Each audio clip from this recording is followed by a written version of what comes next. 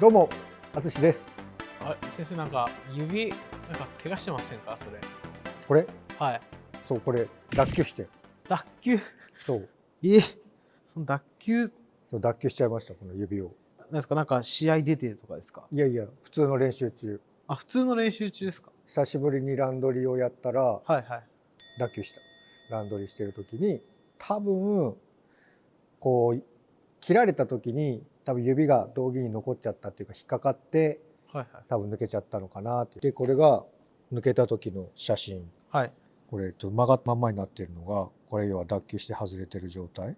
おお、はいはいはい。で、ここから伸ばしたりとかこう曲げたりとかって動かすことができない状態あ、だったの。もうこの固定っていうか。そうそう、このまんまの状態でちょっと動かせない状態。はあ。でもで、見るとすごい骨がずれてるっていうあれは。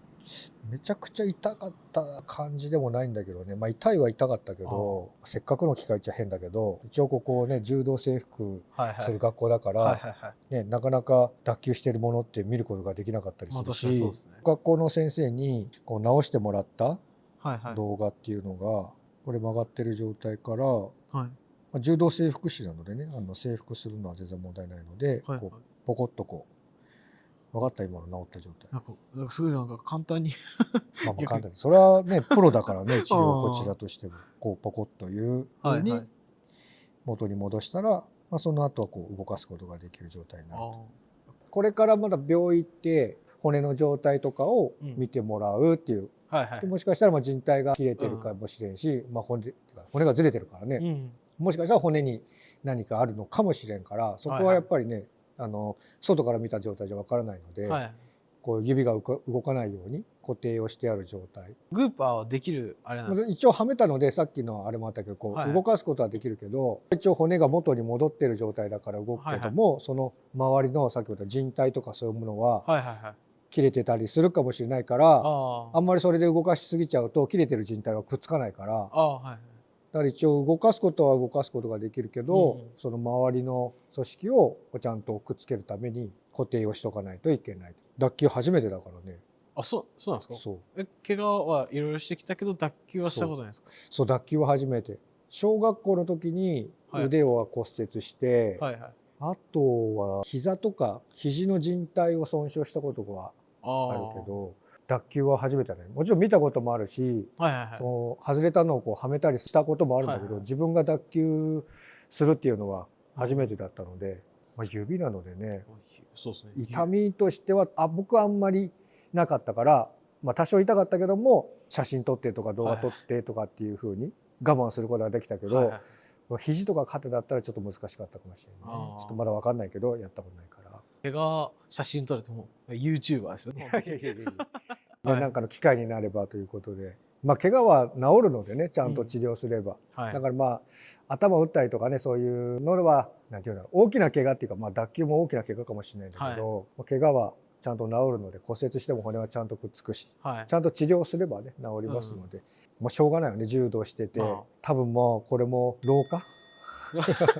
いや、本当に普通の、別に久しぶりっちゃ久しぶりだったけど、先週とかその前の日も一応ランドリーは軽めやってたから、はいはい。引っかかったってなんですか？釣り手の。釣り手なのかこう引き手を絞ってた時にバッとこう切られたのかはあんまりそこの状態は覚えてないんだけど、はいはい。なんかなった時に痛みがあってはい。見たら外れてるわみたいな。痛み鈍感なタイプですか？じゃなくて普通にそんな痛くないもんなんですかね？脱臼って。なんていうの、痛みの感覚も多分他の人に比べたらはい。いろんなこと経験してるからはいはいはい。慣れてるっていうか、あまあ指だし、さっきも言った肘とか肩がね脱臼しあ。うん、ちゃったらはいはい。もうちょっと違ったかもしれないんだけど、はい。まあ、我慢できるっていうか、っていうような感うん。じ。できんことはない。だって脱臼って一応柔道のルールだとはい。自分で征服したりとかすれば試合続行して大丈夫だからね。ああ。ルール的にははいはいはい。今の柔道のルールだとあれですか、試合中にってことです試か？合中にもしこう脱臼しちゃったら、今回ももしこれが試合だったら、はい。まあ、自分でこうキュッとこう元に戻したら動かすことができるので、自分が棄権しない限り試合をすることができるので。それは自分じゃなくて、例えばそれこそ、先生とかみたいに受精師の資格とか持ってたりとか。今んとこのルールだと医師がはめても大丈夫みたいなルールらしいんだけど、脱臼ははめれば試合をすることができる、ね、なかなか特殊なルールですよね。特殊ですね、確かに。そんな感じではい脱臼しちゃいましたっていう動画になっちゃったんだけど、はい YouTube もうまいことなんとかこう指を守りながら続ければ、なんか1回分は一応ねストックっていうか取りだめがあるので、それがいつかそうここを見てもらえれば怪我しているのかどうかっていうのが治ったのか治らないかっていうのが分かりますので、はい、今回はこんな報告の動画になってしまいましたけども怪我には気をつけていただいて、怪我しちゃったらしっかりとこう治療して柔道っていうのをやっていただければなと思います。はい、今回はこんな動画になってしまいましたけど脱臼の報告でしたので、これも何かの参考になればぜひコメントとかいただければ嬉しいので、怪我を治してしっかりと YouTube 続けたいと思いますし、はい、柔道もやっていきたいと思いますので、はい、今後ともよろしくお願いします。お願いします。それでは、次回の動画で会いましょう。ありがとうございました。ありがとうございました。動画を最後まで見ていただきありがとうございました。チャンネル登録お願いします。それでは次の動画で会いましょう。